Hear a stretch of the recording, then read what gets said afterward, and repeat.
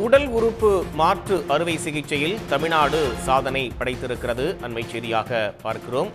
உடல் உறுப்பு மாற்று அறுவை சிகிச்சையில் தமிழ்நாடு சாதனை படைத்திருக்கிறது.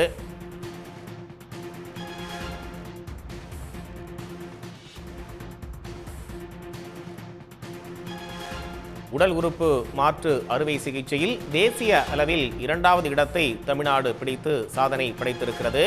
ஒன்றிய சுகாதாரத்துறை அமைச்சகம் வெளியிட்டிருக்கக்கூடிய அந்த ஆய்வறிக்கையில் தகவல் தெரிவிக்கப்பட்டிருக்கிறது.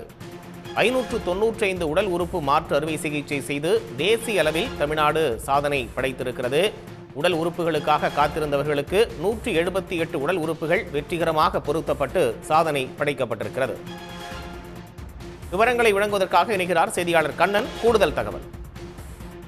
உடல் உறுப்பு மாற்று அறுவை சிகிச்சையில் தமிழ்நாடு அரசானது ஒரு சாதனையை படைத்து உள்ளது.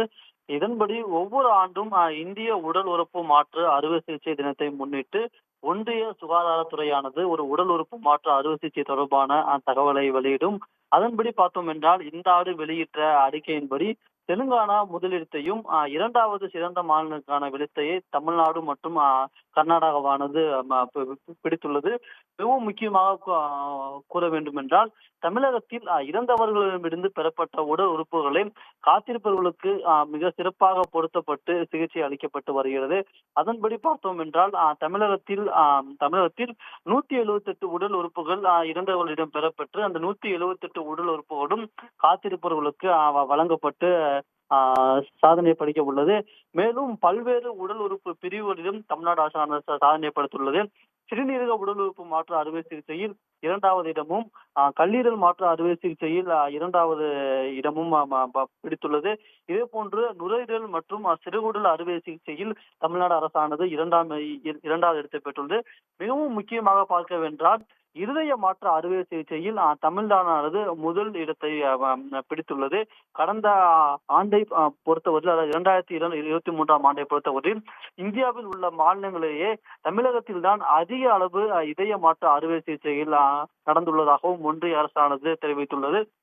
குறிப்பாக கூற வேண்டும் என்றால் இறந்தவர்களிடமிருந்து உடல் உறுப்பை பெறும் வகையில் அவர்களுக்கு அரசு மரியாதை அளிக்கப்படும் என்று தமிழ்நாடு அரசின் முதலமைச்சர் மு.க. ஸ்டாலின் அறிவித்திருந்தார். அதன்படி அவர்களுக்கு இறந்தவர்கள் உடல் உறுப்பு தானம் செய்தால் அவர்களுக்கு அரசு மரியாதையானது அளிக்கப்பட்டு வருகிறது. இவ்வாறு தமிழ்நாடு அரசின் பல்வேறு விழிப்புணர்வு நடவடிக்கையின் மூலம் இந்த உடல் உறுப்பு சிகிச்சை துறையில் தமிழ்நாடு அரசானது பல ஆண்டுகளாக தொடர்ந்து முன்னிலையில் இருந்து வருவது குறிப்பிடத்தக்கது.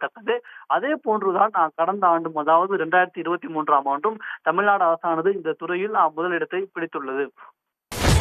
சன் நியூஸ் வாட்ஸ்அப் சேனலை ஃபாலோ செய்யுங்கள். QR கோடை ஸ்கேன் செய்து சன் நியூஸோடு இணைந்திருங்கள்.